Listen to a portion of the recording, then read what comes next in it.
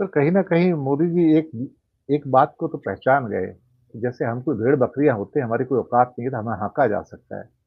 उन्हें इंस्पिरेशन मिला होगा अंग्रेज़ों से कि 250 साल रूल किया, उससे पहले बाकी लोगों ने रूल किया था, तो हमारी तो कोई उठने की औकात है नहीं, डीएनए में है नहीं, तो एक स्टिक से हाँका जा सकता है। He realized, he did it and we are obliging him. एक आखिरी सवाल सर, अचानक मोदी भागे-भागे भूटान गए। सवाल बड़ा आउट ऑफ कॉन्टेक्स्ट है, हालाँकि आज मैंने एक इसकी रिकॉर्डिंग भी की है। भूटान और चीन में काफ़ी बातचीत चल रही है, कई दौर की बातचीत हो गई है। डोकलाम हमारे हाथ से जा रहा है सर, उसे बचाने की आखिरी कोशिश हो रही है। समझ में नहीं आता कि हमने नेपाल, भूटान के साथ ऐसा व्यवहार किया क्यों? नेपाल भी दूर चला गया छिटक के, लेकिन भूटान का वो दूर जाना काफ़ी हद तक अब लास्ट डिश एफर्ट है कि हम ये सिटी बसाएँगे, हम ये करेंगे। लेकिन चीन का दबाव इतना ज़्यादा है उसके ऊपर कि वो कुछ नहीं कर पाता। हालाँकि एम्बेसी उसकी नहीं है, लेकिन अब एक आखिरी पेपर साइन करने बाकी है रह गए हैं। डोकलाम जाने का मतलब है कि चीन हमारे सिर पे चिकन स्नैक पे सिलीगुड़ी जो कॉरिडोर है वहाँ आके बैठेगा। उसके पास कोई रास्ता भी नहीं है। कहीं न कहीं भारत ने जो भूटान के साथ जो संबंध थे या जो भी पड़ोसी देशों के साथ संबंध थे, उन्हें निभा नहीं पाया। एक-एक करके सब दूर हो गए। नेपाल भी दूर हुआ, बल्कि अभी तो तू-तू मैं-मैं हो गई जयशंकर की और ओली की बात के ऊपर भी। अजीब-सी कहानी, श्रीलंका भी दूर हो गया था, मालदीव चला गया। हम अपने पड़ोसियों को नहीं सँभाल पा रहे हैं, तो बाकी मुल्कों को क्या सँभालेंगे सर? एक छोटी टिप्पणी प्रोग्राम समाप्त करेंगे।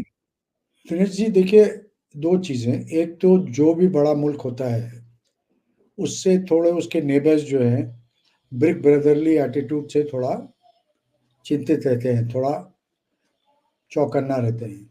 जैसे अमेरिका को ही आप देख लीजिए, तो मेक्सिको है, कनाडा है और भी जो आस-पास के हैं। लेकिन समझदारी, सूझबूझ यही है कि भाई सबको आप साथ लेके चलें। हम लोग ना अमेरिका हैं, ना हमारी अभी वो इकोनॉमिक पोज़ीशन है। हम ये मानते हैं कि अपने आप को हमने कन्विंस कर लिया है कि we are already a super power या इकोनॉमिक सुपर पावर, लेकिन असलियत कुछ ऐसी नहीं है। अमेरिका के पास के बिल्कुल बॉर्डर पे रशिया नहीं है या चाइना नहीं है, जो हमारे पास बॉर्डर पे है। हमारे लिए तो एक एक्जिस्टेंशियल थ्रेट है ना चाइना। चाइना ने सन 62 में जो कब्जा किया उससे कहीं ज़्यादा ज़मीन तो अब कब्जा कर ली है। आप बता रहे हैं डोकलाम जा सकता है। तो अगर और सिर्फ हेकड़े के भाषण दे देने से नहीं काम चलता।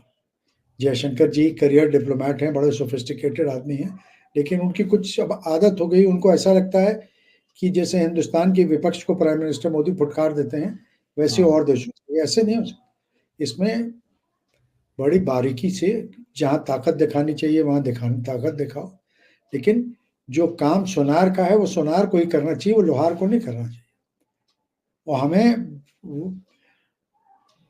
इंट्रोस्पेक्शन करना चाहिए कि क्या वजह है कि ये सब मुल्क जो हैं, और आप जो बता रहे हैं अगर ये बात सही निकल आई, तो फिर तो हम लोगों को ये सब लेने की देनी पड़ जाएँगी ना।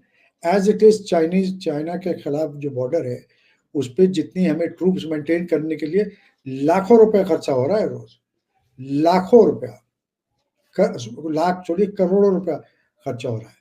लेकिन ठीक है भाई, अपनी स्वतंत्रता, अपने देश की एकता, अखंडता की रक्षा के लिए जो भी करें हम कम है, करेंगे। लेकिन अगर ये चीज़ अवॉइड हो सकती है, तो उसको करने की पूरी कोशिश करनी चाहिए।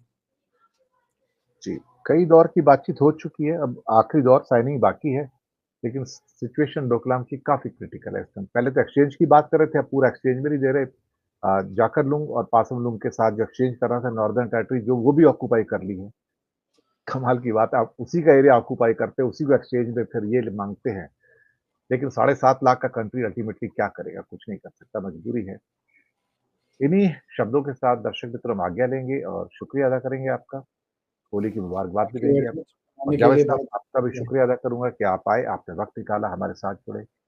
होली मुबारक हो। आपसे होली आपको भी मुबारक हो। बहुत-बहुत, बहुत-बहुत शुक्रिया। लोगों में मेल-मिलाप बना रहे और ख़ास तौर से प्यार बना रहे। धन्यवाद।